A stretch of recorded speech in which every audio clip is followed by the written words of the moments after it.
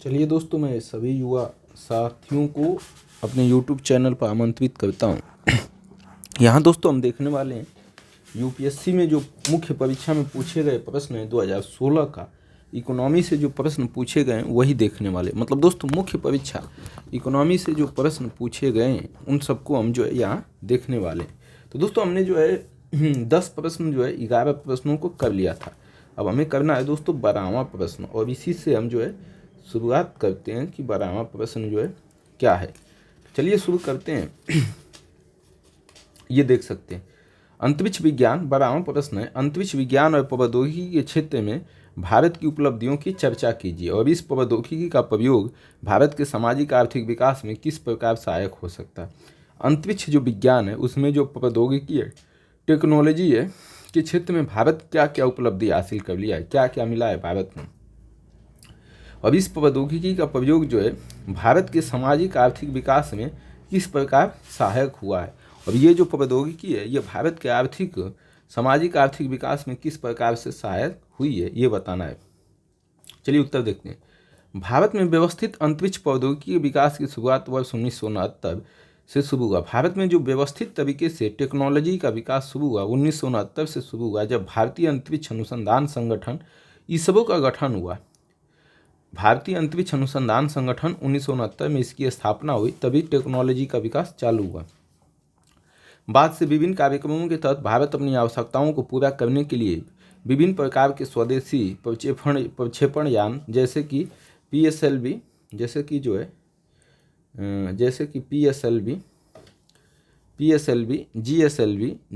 GSLV, MK3 इत्यादि को विकसित किया है। इन प्रक्षेपण यानों के माध्यम से विभिन्न प्रकार के उपग्रहों को अंतरिक्ष में स्थापित किया गया है, मतलब इनसे भेजा गया है। इन उपग्रहों के माध्यम से भारत में सामाजिक आर्थिक विकास को बढ़ावा दिया, मतलब समाज में और पैसा भी मिला है और समाज में हमारा रुतबा भी बढ़ा है। हमारे देश में आज टेलीविज़न, DTH प्रसारण, डिजिटल उपग्रह, समाचार समारण तथा वीसैट जैसे विविध अनुप्रयोगों में संचार उपग्रह का प्रयोग विस्तृत व सर्वव्यापी हो गया है। संचार उपग्रहों से प्राप्त आंकड़े का उपयोग संचार उपग्रह से जो आंकड़े प्राप्त होते हैं उपयोग सामाजिक हित में मौसम के पूर्वानुमान में किया जाता है। मौसम का अनुमान लगाया जाता है। यह कृषकों को विभिन्न प्रकार के से लाभ पहुंचाता है। जो खेती करते हैं किसान, उनको विभिन्न तरीके से लाभ पहुंचाता है। सुदूर संवेदी उपग्रहों से प्राप्त आंकड़ों का प्रयोग फसल के उत्पादन में लगाया जाता है। और सुदूर जो संवेदी उपग्रह है उनसे फसल के से प्राप्त आंकड़े जो है उनको फसल के उत्पादन से लगाया जाता है, और जिससे सरकार आगे की रणनीति तय करती है। इसके अलावा इन आंकड़ों का उपयोग पर्यावरणीय क्षय से प्रभावित, जो पर्यावरण से नुकसान हो रहा है उसकी भूमियाँ, जो जमीन है बंजर हो रही है, बंजर भूमि को पानी के स्रोत इत्यादि का पता लगाने में भी किया जा रहा है सुदूर संवेदी का उपयोग।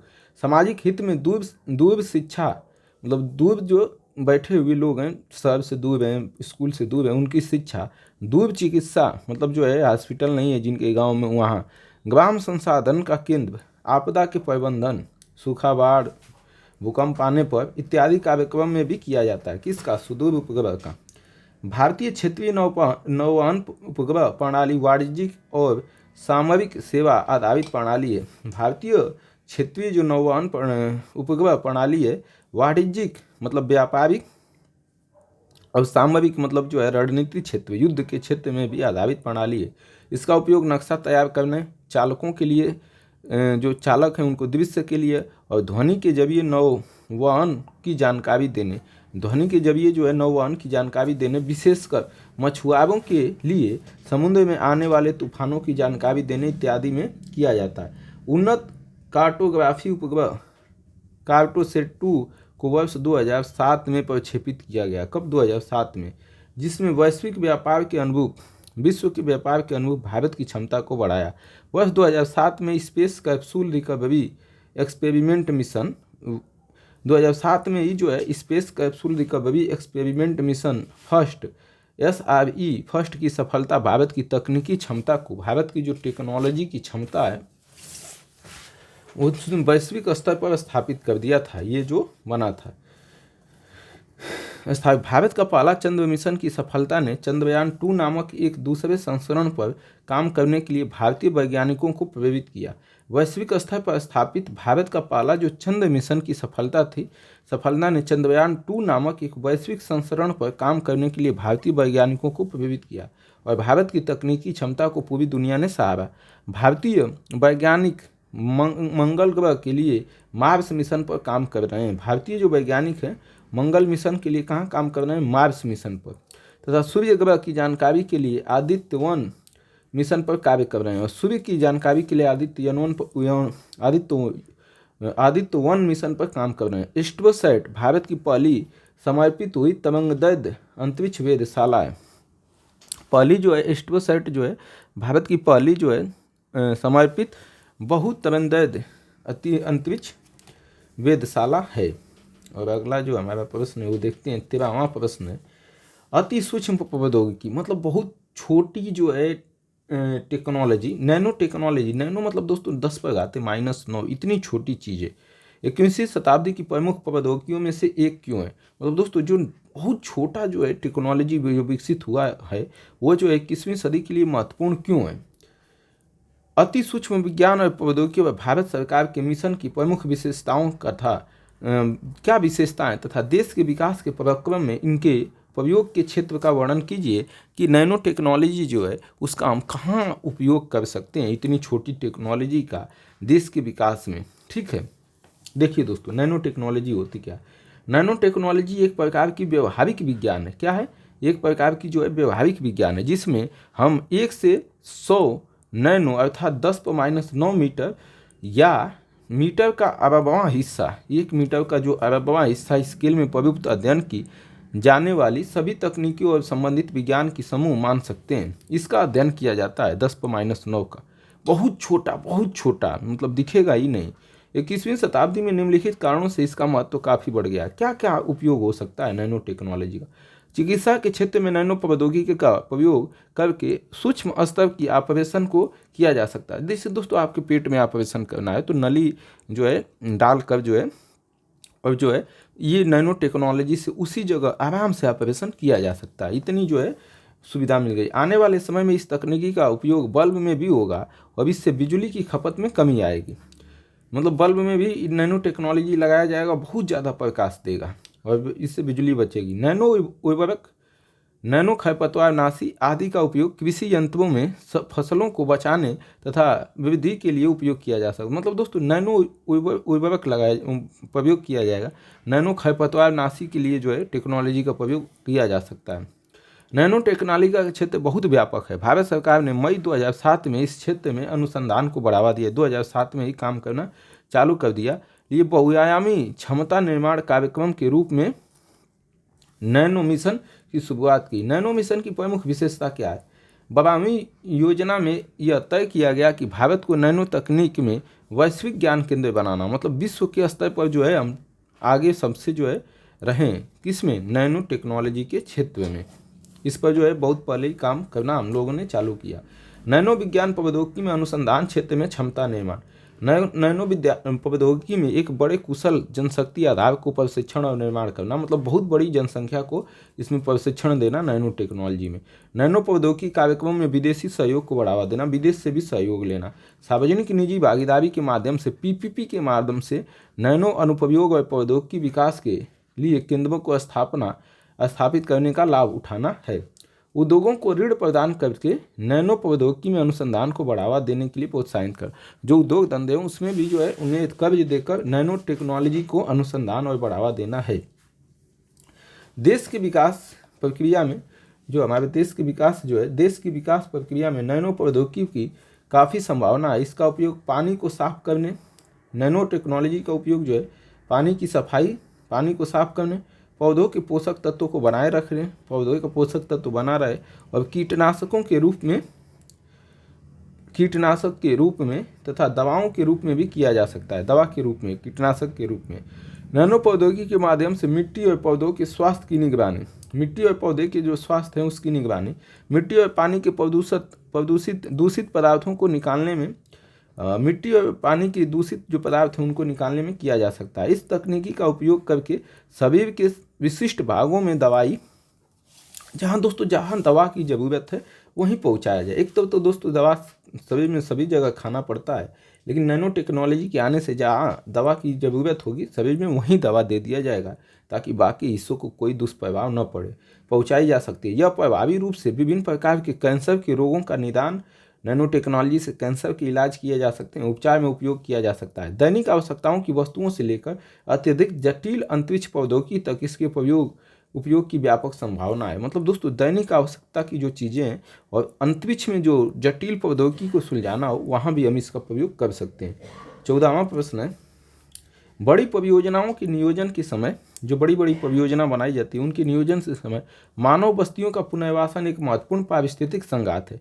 मतलब बड़ी बड़ी परियोजना स्थापित की जाती है तो लोगों को, वहाँ के जो लोग रह रहे होते हैं उन्हें हटाया जाता है, वहाँ से जो है उन्हें हटा दिया जाता है। मतलब उन्हें अपना ज़मीन खाली कराया जाता है तो अपना घर बार छोड़ना पड़ता है, जिस पर सदैव विवाद होता है। विकास की बड़ी परियोजनाओं के प्रस्ताव के समय इस संघात को, मतलब विवाद को कम करने के लिए सुझाए गए उपाय पर चर्चा कीजिए कि ये विवाद जो है कम से कम हो या विवाद न हो। मतलब लोग जो है अपना घर छोड़ना नहीं चाहते हैं, ज़मीन देना नहीं चाहते हैं, तो उससे आप कैसे जो है कम करेंगे, विवाद को निपटाएंगे।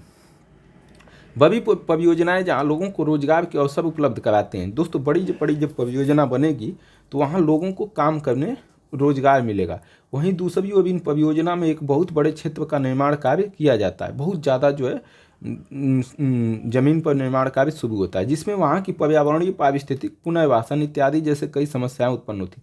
पेड़ पौधों को काटने से पर्यावरण, पारिस्थितिक और जो है पुनर्वास, मतलब लोगों को अपना घर द्वार छोड़कर खेती जमीन सब छोड़ना पड़ता है, इत्यादि जैसी समस्याएं उत्पन्न होती है। हजारों विस्थापित लोगों का अपने घर द्वार छोड़ने का उचित पुनर्वासन हमेशा एक बड़ी परियोजना शुरू होने से पहले की चुनौती बनी रहती है कि लोगों को वहाँ से हटाकर दूसरी जगह कैसे बसाया जाए। प्रशासकीय उदासीनता, जो अधिकारी हैं वो उदासीन है और विभिन्न कार्यों में परियोजनाओं के विलंबित होने की संभावना होती है। प्रशासन जो है उदासीन रहता है, मतलब सही तरीके से निर्णय जल्दी लेता नहीं है और इस तरीके से, और परियोजना लंबित होने से, लंबा परियोजना खींचने की संभावना होती है और इसे लोग अपने अस्तित्व के लिए खतरा मानते हैं। और जब ये होता है तो लोग अपने अस्तित्व के लिए ही खतरा मानते रहते हैं। इन परियोजना के खिलाफ लोगों का आंदोलन शुरू हो जाता है, इसके खिलाफ ही लोग जो है आंदोलन करना शुरू हो जाते हैं, क्योंकि इसमें लोगों को विस्थापित उनकी भूमि पर कब्जा और आजीविका से वंचित होने से अस्तित्व खतरे में पड़ जाता है। और इससे होता क्या है कि उन्हें अपना ज़मीन छोड़कर जो है जाना पड़ता है, जो भूमि पर कब्जा है, और आजीविका जो वहाँ कमाने खाने का, खेती बाड़ी कर रहे थे, काम धाम, वो सब छूट जाता है और अस्तित्व जीने पर भी खतरा उत्पन्न हो जाता है। इसके बदले इन्हें कोई अच्छा विकल्प नहीं दिया जाता है। भूमि अधिग्रहण और खनन पर हाल के अध्यादेशों ने जो भूमि का अधिग्रहण, भूमि खरीदने और खनन, मतलब खनने के हाल के अध्यादेशों ने भूमि अधिग्रहण जो है और लोगों के विस्थापन की प्रक्रिया को गति दी है। लोगों को विस्थापित किया जा रहा है। यह एक विडंबना ही है कि भारत में लोगों को उस उत्साह के साथ पुनर्वासित नहीं किया जाता है जिस उत्साह के साथ किसी परियोजना को क्रियान्वित किया जाता है। मतलब जिस उत्साह के साथ कोई जो है योजना बनाया, मतलब जो है परियोजना लाई जाती है और जो है उसके लिए काम किया जाता है, उसी उत्साह के साथ लोगों को अपने जो है घर बार जो है लिया जाता है, उनकी ज़मीन दूसरी जगह विस्थापित करके उन्हें घर, ज़मीन और आजीविका के साधन नहीं दिए जाते हैं जिस उत्साह के साथ किसी परियोजना को कार्यान्वित किया जाता है। पूर्वोत्तर भारत बड़े पैमाने पर पनबिजली परियोजना के खिलाफ एक नया विरोध का क्षेत्र बन गया है। वन अधिकार अधिनियमों को कम करने के खतरे भी हैं। वन अधिकार जो अधिनियम है उसको भी कम किया जा रहा है, जो वनवासियों को विकास का शिकार बना सकते हैं। और जो है ये जो वन अधिकार है उसको अधिकार मिलने से वनवासी जो वन को बचाए रखें, उनका भी जो है बिना विकास, उनका भी जो है वनवासियों को जो विकास हो रहा है उसका शिकार बन सकते हैं। इस तरह के मामले में जहाँ लोगों का पुनर्वास किया जाता है, जहाँ लोगों को भेजा जाता है, वह जगह असंतोष और निराशा का स्थान बन जाता है। वहाँ लोगों को अच्छा नहीं लगता है और असंतोष होता है। विकास के वर्तमान दृष्टिकोण को देखते हुए पुनर्वास मॉडल पर पुनर्विचार करना चाहिए। जो पुनर्वास किया जा रहा है उसमें जो है पुनः जो है लोगों को विचार करना चाहिए। अगला, किसी भी परियोजना के लिए भूमि अधिग्रहण से पहले वहाँ पर्यावरण प्रभाव का आकलन किया जाना चाहिए। कोई परियोजना बनाने से पहले देखना चाहिए कि पर्यावरण पर उसको लेकर क्या नुकसान है, लेकिन इसे सामाजिक प्रभाव आकलन के साथ तालमेल किया जाना चाहिए कि समाज पर उसका क्या प्रभाव पड़ेगा। न केवल स्थानीय पारिस्थितिक तंत्र से नुकसान, जो स्थानीय पारिस्थितिक तंत्र है उसको नुकसान, बल्कि लोगों की आजीविका का भी अनुमान लगाना चाहिए कि कितने लोगों का रोजी रोजगार छिन जाएगा। संबंधित सरकार को विकास के उस मॉडल को अपनाना चाहिए जिसमें न्यूनतम विस्थापन हो, कम से कम लोगों को हटाना पड़े, वहाँ जो है परियोजनाएं स्थापित की जानी चाहिए। स्थानीय अधिकारियों को आर्थिक, सामाजिक और पर्यावरणीय बुनियादी ढांचे के अनुबंधन, संचालन और रख रखाव का अधिकार होना चाहिए कि जो स्थानीय अधिकारी हैं वही जो है सामाजिक, पर्यावरणीय और बुनियादी ढांचे का अनुबंधन करें, संचालन करें और रख रखाव करें। विस्थापित लोगों को कानून द्वारा पुनर्स्थापन का आश्वासन दिया जाना चाहिए कि हम कानून के द्वारा आपका एक दूसरे जगह बसाएंगे। और जनजातियों की सांस्कृतिक विरासत को, जो उनकी विरासत है, वन, पेड़ पौधे, उनके संरक्षण किया जाना चाहिए। यह समय की ज़रूरत है कि समाज और विकास को साझेदार बनाया जाए, एक साथ लेकर चला जाए विकास और समाज को, क्योंकि परियोजनाएं समाज के लिए ही बनाई जा रही है। जो परियोजना है वो समाज के लिए ही बनाई जा रही है, इसलिए जो है दोनों को ध्यान रख के ही आगे बढ़ना चाहिए।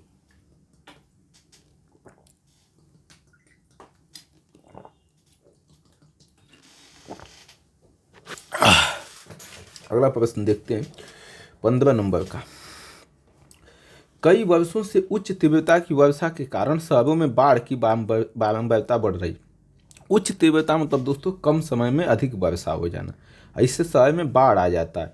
शहरी क्षेत्रों में बाढ़ के कारणों पर चर्चा करते हुए, जो शहर के क्षेत्र में बाढ़ के क्या कारण है, कारणों पर चर्चा करते हुए बाढ़ क्यों आता है और इस प्रकार की घटनाओं के दौरान जोखिम कम की तैयारी की क्रियाविधि पर प्रकाश डालिए कि बाढ़ अगर आ भी जाता है तो कम से कम नुकसान हो लोगों का, समाज का, इस पर जो है क्या किया जा सकता है। 200 शब्दों में 12.5 अंक का है, इसे लिखना है। चलिए शुरू करते हैं। अभी सही हो जाएगा दोस्तों।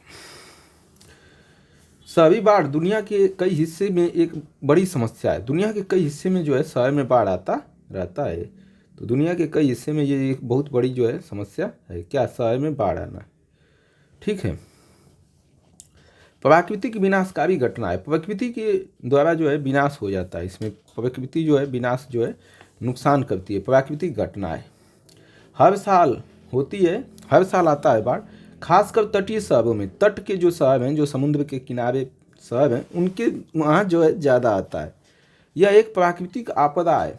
प्राकृतिक मतलब प्रकृति के द्वारा आता है, जिससे बचा नहीं जा सकता, बाढ़ आएगा ही। हालांकि बाढ़ से आने होने वाले नुकसान की योजना द्वारा कम किया जा सकता है। अगर योजना सही से बनाया जाए तो जो बाढ़ से नुकसान हो रहा है उससे हम जो है कम किया जा सकता है। शहरी बाढ़ की घटना की आवृत्ति प्रत्येक साल बढ़ रही है। शहरों में हर साल बाढ़ और ज़्यादा आ रही है, मतलब ज़्यादा बढ़ती ही जा रही है। अब इसके पीछे जो है मुख्य कारण प्राकृतिक नहीं बल्कि मानव जनित है। और जो शहर में बाढ़ आ रहा है वो प्राकृतिक घटना के कारण नहीं हो रहा है, बल्कि मानव के कारण जो है बाढ़ आ रहा है। मानव जो है सही से वहाँ चीज़ें नहीं कर रहा है। हालांकि उच्च तीव्रता की वर्षा प्राकृतिक कारणों के कारण हो सकती है, कि तेज़ी से वर्षा हो जाए कम समय में, ये प्राकृतिक कारण हो सकता है। लेकिन शहरी क्षेत्रों में लंबे समय तक बाढ़ मुख्य रूप से अनियोजित जल निकासी के कारण है। शहर में जो बाढ़ आता है वो जल की निकासी नहीं हो पाती है, जल जो है शहरों से तेज़ी से निकल नहीं पाता है। नाले और जो है जल को निकलने के लिए जो चीज़ें चाहिए वो सही नहीं है।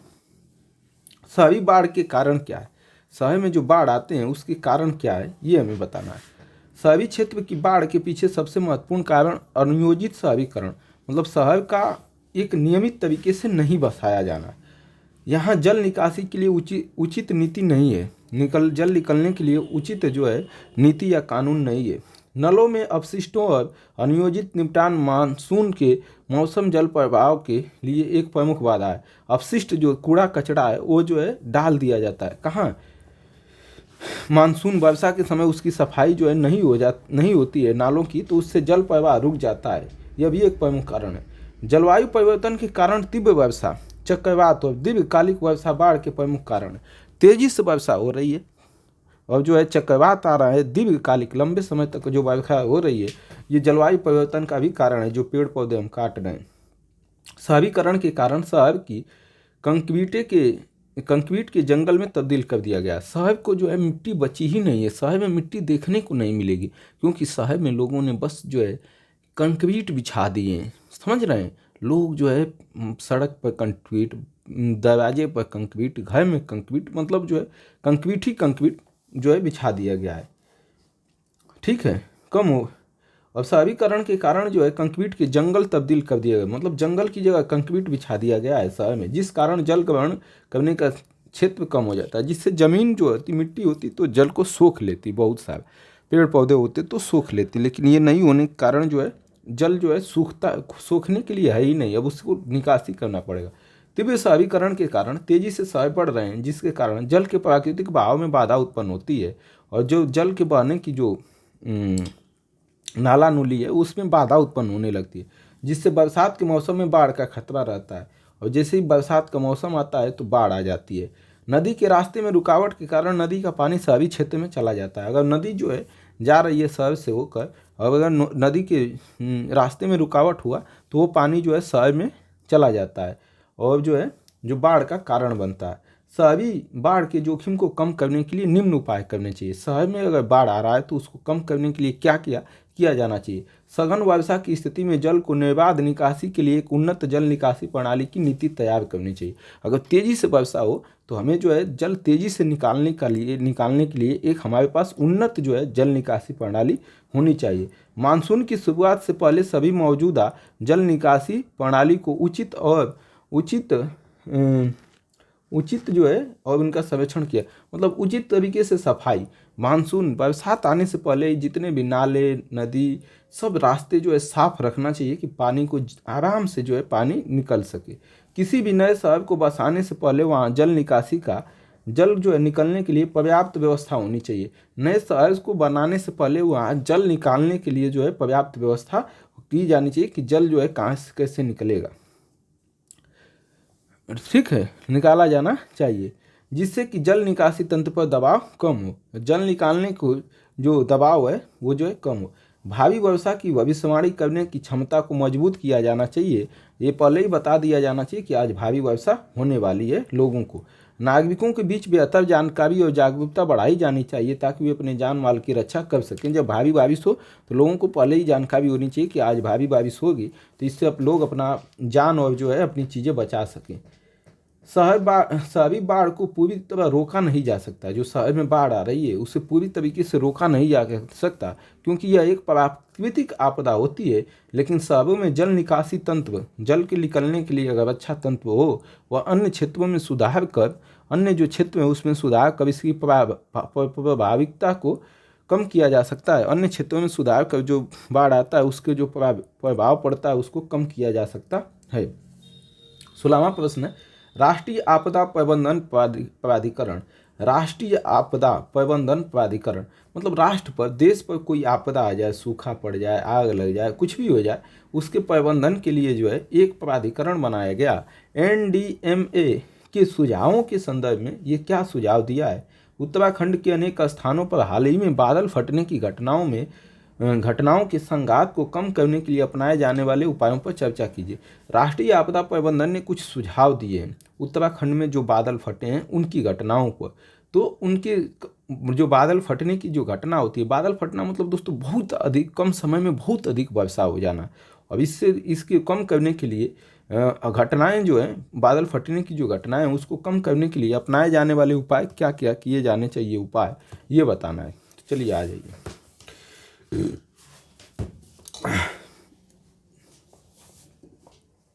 भारतीय मौसम विभाग के अनुसार अगर 10x10 किलोमीटर के क्षेत्रफल में 1 घंटे में 10 सेंटीमीटर से ज़्यादा वर्षा दर्ज की जाती है तो उसे बादल फटना कहते हैं। तो बादल कब फटता है दोस्तों, 10x10 मतलब 100 वर्ग किलोमीटर में 10 सेंटीमीटर से ज़्यादा वर्षा दर्ज की जाती है तो उसे बादल फटना कहते हैं, याद रखिएगा। भारत के बहुत से क्षेत्रों में वर्षा मापने के उपकरण नहीं है, वर्षा मापने का उपकरण ही नहीं है कि कितना वर्षा हुई। अतः कम समय में भारी बारिश में जान माल की अत्यधिक हानि को मौसम विभाग बादल फटने की घटना करार देता है। मतलब कम समय में अगर जो है भारी वर्षा हो जाए और जान माल की बहुत अधिक जो है हानि हो जाए तो उसे जो है मौसम विभाग कहता है कि ये बादल फटने की घटना करार देता है। उत्तर और उत्तर पूर्व भारत के पहाड़ी क्षेत्रों में उत्तर और उत्तर पूर्व भारत के पहाड़ी क्षेत्र जो होते हैं वहाँ भूस्खलन होता है। मतलब दोस्तों भूमि अपनी जगह से खिसक कर दूसरी जगह चली जाती है, हिमस्खलन होता है दोस्तों। बर्फ जो है एक जगह से दूसरी जगह, और बादल फटने की आशंका बनी रहती है। भूमंडलीय तापन के अलावा जो भूमंडल पृथ्वी का तापमान बढ़ रहा है उसके अलावा अनियोजित और अवैज्ञानिक विकास की गतिविधि, मतलब जो है अनियोजित और अवैज्ञानिक मतलब वैज्ञानिक तरीके से, अवैज्ञानिक मतलब इधर उधर ऐसे ही विकास जो हो रहा है, विकास की गतिविधि, वनों की कटाई, इससे जो है वन की कटाई, शहरीकरण इत्यादि की वजह से, वन की कटाई और शहरीकरण इत्यादि की वजह से भी इस प्रकार की घटनाओं में वृद्धि हुई है। इस प्रकार की जो घटनाएं हैं वो वृद्धि हुई है। राष्ट्रीय आपदा प्रबंधन प्राधिकरण जो है NDMA आपदाग्रस्त राज्यों को सलाह देता है। क्या सलाह देता है? कि आसन्न आपदा को कैसे कम किया जाए, कैसे कम करें आपदा को। हालांकि बादल फटना एक प्राकृतिक आपदा है, प्रकृति के द्वारा होता है, और ऐसी आपदाओं के प्रति लोगों को जागरूक करना NDM का कार्य है कि वो जो है लोगों को जागरूक करें। बादल फटने की घटनाओं के संघात को कम करने के लिए अपनाए जाने वाले उपाय क्या हैं? भारतीय मौसम विभाग अनियमित आधार पर बुलेटिन के माध्यम से सूचित करे, नियमित आधार पर जो है सूचना दे कि बादल फटने वाला है। दूसरा, डाप्लर मौसम रडार के साथ उन्नत तकनीकों का उपयोग कर आंकड़ों का विश्लेषण किया जाना चाहिए कि बादल फटने की घटना हो सकती है। उन्नत तकनीकों टेक्नोलॉजी अच्छी तरीके से और बेहतर निगरानी क्षमता के साथ एक अच्छी जल निकासी प्रणाली विकसित की जानी चाहिए कि जल जो है तेजी से बाहर निकल जाए, फंसे न जल। आपदाओं को आपदा की गंभीरता के अनुसार बनाया जाए। आपदाओं को आपदा की गंभीरता के अनुसार जो है बनाया जाए। देखिए दोस्तों, कई बार जल जो है ना फंस जाता है तो बादल फटने की, भूस्खलन होता है, हिमस्खलन, ये सब होने लगता है। आपदा प्रभावित क्षेत्रों में बलों की पूर्व तैनाती, जो सेना की तैनाती है वो कर देना चाहिए आपदा के प्रभावित क्षेत्रों में। और जमीनी स्तर पर लोगों को हमेशा क्षमता का निर्माण, मॉक ड्रिल का आयोजन कर सोशल मीडिया के माध्यम से जागरूकता फैलाई जानी चाहिए। जल निकासी को अवरुद्ध करने वाली संरचनाओं को हटा दिया जाना चाहिए कि जल जो है आराम से निकलता जाए। नदी मार्ग में अतिक्रमण को हटाया जाना चाहिए। नदी पर कोई अगर कब्जा कर लिया है, घर बना लिया है, कुछ भी, तो हटाया जाना चाहिए। आपदा की स्थिति में त्वरित कार्रवाई के लिए आवश्यक प्रतिक्रिया बल की व्यवस्था की जानी चाहिए। तुरंत जो है कार्रवाई के लिए जो है आवश्यक प्रतिक्रिया बल की व्यवस्था की जानी चाहिए। इस तरह कुछ उपायों को अपना करके बादल फटने की घटना के संघात को कम किया जा सकता है। और इस तरीके की तरीकों को अपनाकर जो है हम बादल फटने की जो घटना है उसे जो है हम कम कर सकते हैं। अगला 17वां प्रश्न है, अग्र अनुसरण एवं शल्यक पदों का प्रयोग प्रायः आतंकी हमलों के विरुद्ध सैन्य कार्रवाई के लिए किया जाता है। उग्र अनुसरण मतलब दोस्तों उग्र अनुसरण किया जाता है, मतलब दोस्तों उग्र तरीके से जो है निपटा जाता है। शल्यक मतलब दोस्तों जो है सेना जितनी चीज़ें हथियार उपयोग कर सकती है उस उपयोग करती है। कब? जब आतंकी हमलों के विरुद्ध सैन्य कार्रवाई के लिए किया जाता है। आतंकी हमला होता है तो सैन्य कार्रवाई जो है उग्र तरीके से सेना जो है उनसे निपटती है। इस प्रकार की कार्रवाई के युद्ध नीतिक प्रभावों की विवेचना कीजिए। और इस तरीके की जो कार्रवाई होती है इससे युद्ध की जो नीति है उसके प्रभाव की विवेचना करना है 200 शब्दों में 12.5 अंकों में।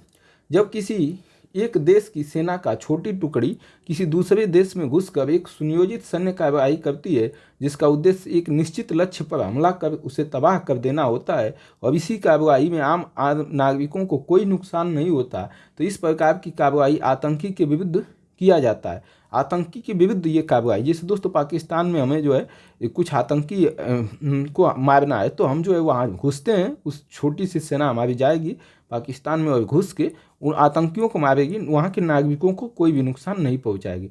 यह एक त्वरित और प्रभावी कार्रवाई होता है, तुरंत और प्रभावी कार्रवाई होता है। सेना द्वारा अपने लक्ष्य विशेष पर तीव्र एवं लक्षित प्रभाव कर उसे नष्ट किया तेजी से और लक्ष्य को ध्यान में रखते हुए जिसको नष्ट कर देती है। शल्यक प्रभाव सर्जिकल स्ट्राइक कहलाता है। यही जो है क्या है, सर्जिकल स्ट्राइक शल्यक प्रभाव है। और जब सेना द्वारा पीछे हटने शत्रु का पीछा कर उसके विरुद्ध कार्रवाई करना उग्र अनुसरण कहलाता है। पीछे हटने, और जब सेना द्वारा पीछे हटते हुए जब शत्रु जो है हमला करके पीछे भागने लगे तो उसके विरुद्ध कार्रवाई करना उग्र हॉट परस्यूट कहलाता है। मतलब जो है पीछे जो है उसके जाके मारना। इस प्रकार की कार्रवाई युद्ध नीति प्रभावी हो सकती है। और ये जो युद्ध नीति है ये प्रभावी हो सकती है। इस तरह की कार्रवाई से आतंकी गतिविधियों को नुकसान पहुंचाकर, आतंकी जो गतिविधि हो रही है उसको नुकसान पहुंचाकर प्रभाव को कम किया जा सकता है। यह इस बात का प्रमाण है कि पड़ोसी देशों में संचालित होने वाले आतंकवादी तत्वों के लिए, जो पड़ोसी देश में आतंकवादी जो तत्व हमला हो रहा है उसके लिए भारत में शून्य सहिष्णुता है। इसका एक प्रमुख उदाहरण इजरायल है, जिसने हाल के दिनों में ऐसे तत्वों के खिलाफ आक्रामक कार्रवाई के माध्यम से अपने देश में आतंकी हमलों को रोकने में सफल रहा है इजरायल। दूसरी ओर एक परमाणु संपन्न राष्ट्र के क्षेत्र में घुसकर सर्जिकल स्ट्राइक करना परमाणु युद्ध को आमंत्रित कर सकता है। अगर जो है परमाणु जिस देश के पास है, अगर उस देश में आप घुसकर जो है सर्जिकल स्ट्राइक करेंगे तो वो परमाणु हमला जो है वहाँ से भी हो सकता है। ये जो है परमाणु हमले को दावत है, परमाणु युद्ध को आमंत्रित करता है। सर्जिकल स्ट्राइक की वजह से राजनयिक प्रणाली की समाप्ति हो जाती है। जो एक देश का दूसरे देश में राजनयिक होते हैं वो समाप्त हो जाते हैं। जो शामिल राष्ट्रों के सर्वोत्तम हित के लिए स्थिति को नियंत्रण रखने के लिए खुली होनी चाहिए, और राजनयिक प्रणाली जो है खुली होनी चाहिए वो बंद हो जाती है, क्योंकि दोस्तों ये राष्ट्र के हित के लिए जरूरी है। कभी कभी सर्जिकल स्ट्राइक की खुली घोषणा के अपने नतीजे हो सकते हैं, भले ही यह मित्रवत देश में किया गया हो। मित्र देश में ही अगर आप सर्जिकल स्ट्राइक कर रहे हैं वो अभी घातक हो सकता है। कभी कभी जब म्यांमार में भारतीय सेना द्वारा सर्जिकल स्ट्राइक किया गया तब म्यांमार ने आपत्ति जताई और अपनी संप्रभुता को लेकर चेतावनी दी। सर्जिकल स्ट्राइक प्रभावी रूप से काम करेगा अगर यह राजनयिक परामर्श हैं और वास्तविक संचालन का खुलासा किया जाए कि वास्तव में क्यों हम सर्जिकल स्ट्राइक किए, बिना मैत्रीपूर्ण राष्ट्रों को विश्वास में रखकर किया जाए। और मैत्रीपूर्ण जो राष्ट्र हैं उनको विश्वास में ले लिया जाए कि भाई हमारे लिए जरूरी है, तब जो है कि हालांकि इस प्रकार की रणनीति एक प्रकार से आत्मरक्षा सामरिक रणनीति है, अपनी रक्षा के लिए जो है सामरिक रणनीति है सर्जिकल स्ट्राइक। इस प्रकार की रणनीति को अपनाकर भारत आतंकवादी गतिविधियों को कम करता है, आतंकवाद की जो गतिविधि है उसको जो है कम कर देता है। 8वां, पिछले कुछ दशकों से आतंकवाद एक प्रतिस्पर्धात्मक आयोग के रूप में उभर रहा है। पिछले कुछ दशक में मतलब 10 सालों में आतंकवाद एक प्रतिस्पर्धा के उद्योग के रूप में उभर रहा है। प्रतिस्पर्धा हो रही है कि मैं बड़ा आतंकवादी हूँ। उपयुक्त कथनों का विश्लेषण कीजिए 200 शब्दों में 12.5 अंक में। विश्व राजनीति के वैश्वीकरण के कारण मुख्य रूप से आज आतंकवाद ने जटिल उद्योग का रूप ले लिया। उद्योग मतलब दोस्तों पैसा कमाने का। एक प्रतिस्पर्धी उद्योग के रूप में आतंकवाद का उद्भव, इसकी वैश्विक पहुंच है, मतलब पूरी दुनिया में पहुंच हो गया है आतंकवाद का। और विभिन्न आतंकवादी संगठनों के बीच बढ़ती प्रतिस्पर्धा, उसमें आतंकवादियों में भी प्रतिस्पर्धा हो रहा है कि कौन सबसे ज़्यादा आतंकी हमले कर सकता है। कारण क्योंकि इनका जो विचारधारा है, आतंकवादियों का दृष्टिकोण है, लक्ष्य और समाज के अपनी पैठ बनाने में के तरीके से भिन्न है कि समाज में अपनी पैठ जो है कैसे बनाया जाए। कुछ 10 सालों में इसमें प्रतिस्पर्धात्मक उद्योग की कई विशेषताएं पाई गई हैं और इस प्रकार आतंकवाद एक पूर्ण विकसित उद्योग बनकर उभरा है, एक विकसित उद्योग धंधा बन गया। आतंकवादी संगठन Islamic state of Iraq and Syria ISIS, दोस्तों ये ISIS का पूछ दिया जाए इंटरव्यू में या कहीं भी तो ये क्या है, तो ये आतंकवादी संगठन है दोस्तों। I से इस्लामिक, S से स्टेट, ऑफ I से इराक एंड S से सीरिया। तो Islamic state Iraq Syria and Syria ये जो है ISIS है। में वित्त जो है IT, वित्त मतलब पैसा, IT मतलब टेक्नोलॉजी, रसायन, ऑटोमोबाइल, इलेक्ट्रॉनिक्स और साइबर विशेषज्ञों जैसे विभिन्न क्षेत्रों में पेशेवर की भर्ती होने की खबर है। आतंकवादी इनको जो है भर्ती करते हैं, अपने में मिलाते हैं। विभिन्न आतंकी संगठनों जैसे साइबर आतंकवादी, नार्को आतंकवाद, तस्करों, अवैध गोलाबारी इत्यादि के बीच प्रतिस्पर्धा होती है। हाल ही में यह देखा गया है कि ISIS ने तेल कुओं को देखभाल करने के लिए इंजीनियरों की भर्ती कर रहे हैं कि तेल कुएं देखभाल करने के लिए, और तेल राजस्व को प्रभावित कर रहे थे। तेल से जो पैसा मिल रहा था उसको प्रभावित कर रहे थे। इसी तरह के एक मामले में ISIS ने अपने कब्जे वाले क्षेत्रों में लोगों की देखभाल करने के लिए डॉक्टरों को बुलाया था कि वो जो है लोगों की देखभाल कर सकें। डॉक्टरों को बुलाया। आतंकवाद तो सिर्फ किसी विश्वास पर आधारित नहीं रह गया है, बल्कि वह धन और प्रचार पर भी आधारित है। आतंकवाद जो है धन चाहिए और प्रचार भी करना होता है। यह अपने प्रचार के लिए ऑनलाइन का सहारा ले रहे हैं। अपना भी प्रचार कर रहे हैं कि भाई हम आतंकवादी हैं, और आईटी पेशेवर को काम पर रख रहे हैं। हैकिंग से लेकर दूरस्थ निगरानी तक, हैक करने और दूर से निगरानी करने तक नजर रखकर आतंकवादी संगठनों की मदद कर सकते हैं। औद्योगिक संगठन की तरह ही, उद्योग धंधों की संगठन की तरह ही आतंकवादी संगठन अपने सदस्यों को वेतन, आवास इत्यादि की सुविधा देते हैं। अपने जो इनके जो संगठन होते हैं उनमें जो है अपने संगठन के लोगों को वेतन देते हैं और रहने के लिए जो है जगह भी देते हैं। आतंकवाद के संकट से निपटने के लिए एक राष्ट्र की क्षमता में नहीं रह गया है। एक राष्ट्र जो है, एक देश आतंकवादी संगठन से नहीं निपट सकता है, बल्कि यह एक वैश्विक समस्या बन गया है पूरी दुनिया के लिए। और इसे जड़ से खत्म करने के लिए विभिन्न देशों के बीच एक वैश्विक प्रयास और सहयोग की आवश्यकता है कि पूरी दुनिया मिलकर जो है इसे समाप्त करने के लिए काम करें। 19वां प्रश्न है, दुर्गम क्षेत्र एवं कुछ देशों के साथ शत्रुतापूर्ण संबंध के कारण सीमा प्रबंधन एक कठिन कार्य है। प्रभावशाली सीमा प्रबंधन की चुनौतियां एवं रणनीतियों पर प्रकाश डालिए दूसरे शब्दों में साड़े बंद। दुर्गम क्षेत्र दोस्तों जहां भारत की सेना नहीं पहुंच पाती है, और शत्रुतापूर्ण राष्ट्र मतलब दोस्तों जिससे हमारी दुश्मनी है जिस देश के साथ, इनके कारण सीमा अपना जो हमारा भारत की सीमा है उसको सही से जो है हम प्रबंध नहीं कर पा रहे हैं। एक कठिन कार्य है। प्रभावशाली सीमा प्रभावी तरीके से जो है अपनी सीमा प्रबंधन के लिए चुनौतियाँ क्या हैं, क्या क्या चुनौतियाँ हैं और रणनीति क्या बनानी चाहिए जो है सुरक्षित रखने के लिए, इस पर प्रकाश डालने की ज़रूरत आपको है। तो सीमाओं का उचित प्रबंधन राष्ट्रीय सुरक्षा के लिए अत्यंत महत्वपूर्ण है। अगर देश की सुरक्षा करना है तो सीमा जो है अच्छी तरीके से प्रबंधित होना चाहिए। भारत की स्थलीय सीमा लगभग 15,000 किलोमीटर लंबी है। जो हमारी जमीन से जुड़ी सीमा है वो 15,000 किलोमीटर की है और 7 देशों के साथ साझा होता है। भारत जो है, भारत की जो सीमा है वो 7 देशों के साथ लगती है, वह भी स्थल से। जबकि तटीय सीमा, जो समुद्र का तट है, उसकी सीमा मुख्य भूमि तथा द्वीप समूहों को मिलाकर, जो मुख्य भूमि है और द्वीप समूह कुल मिलाकर जो है 7,516 किलोमीटर है। एक मिनट दोस्तों, ये 1,500 किलोमीटर है, 15,000 नहीं, 15,000 नहीं दोस्तों, ये 1,500 किलोमीटर है। और तटीय सीमा और सब मिलाकर दोस्तों 7,516 किलोमीटर है।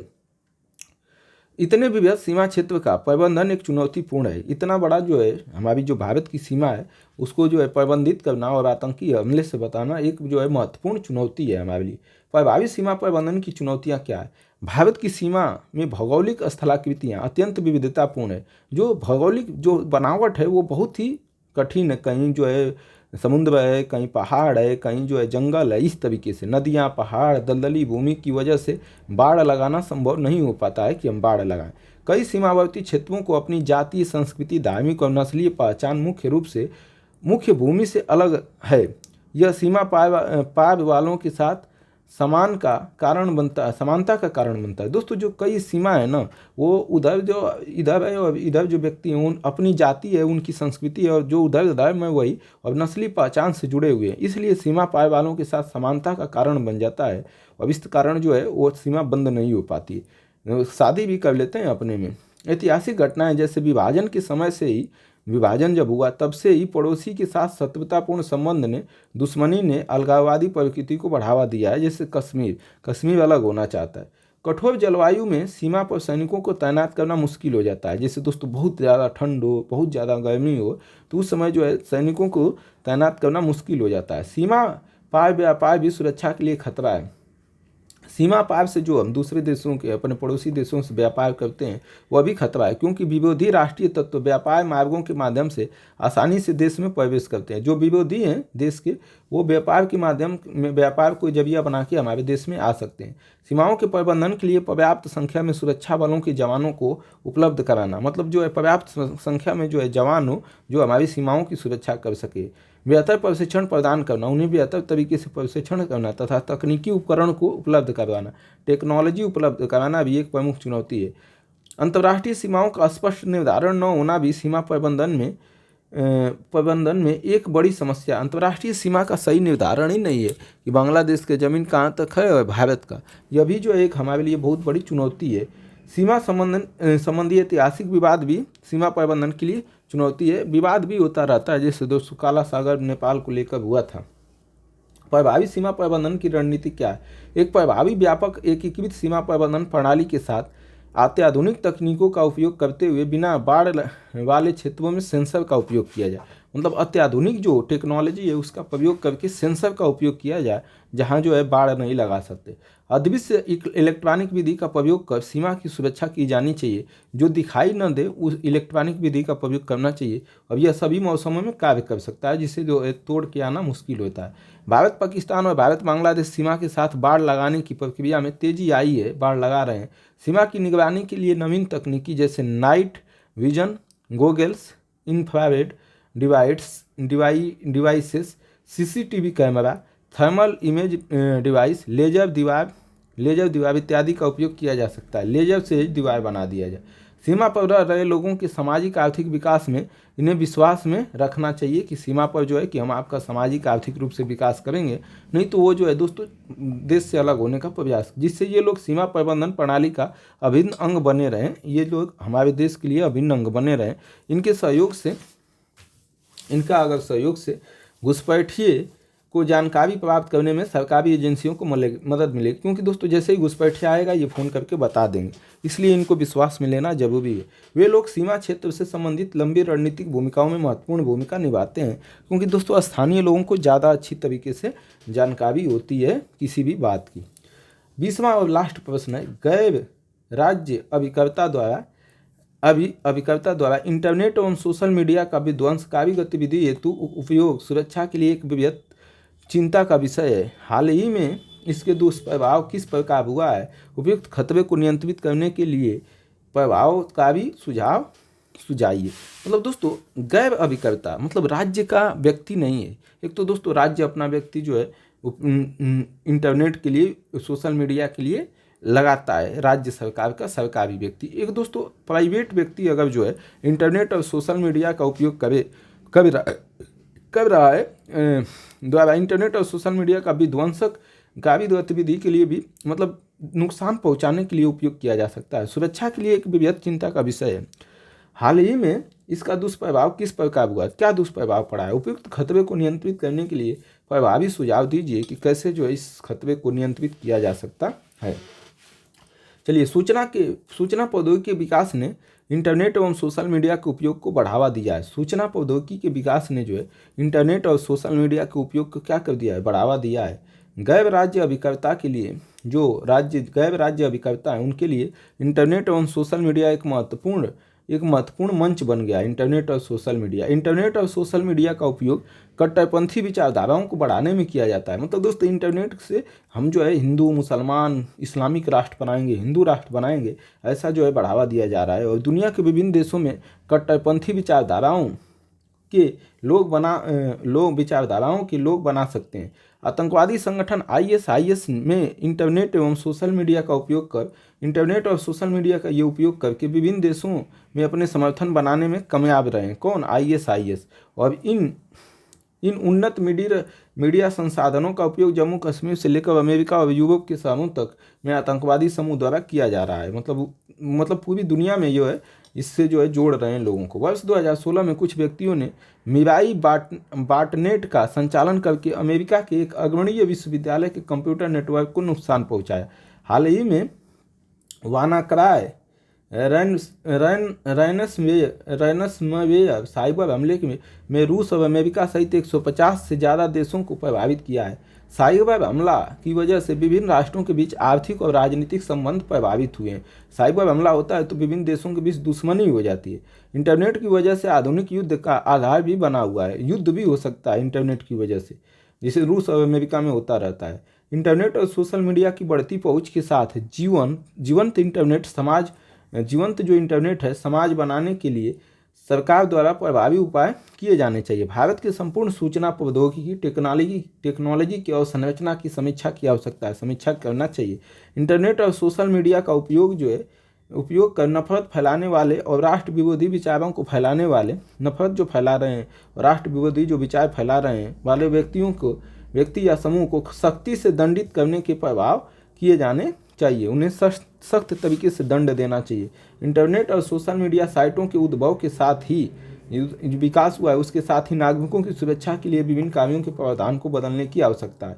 कानून लागू करने वाली एजेंसियों को साइबर सुरक्षा खतरों से निपटने के लिए जो कानून लागू करने वाली एजेंसियां हैं उनको साइबर सुरक्षा खतरों से निपटने के लिए भारतीय राष्ट्रीय नोडल एजेंसी सर्ट इन दोस्तों Indian computer emergency response team जो है सर्ट इन का के साथ अच्छी तरह से समन्वय करना चाहिए।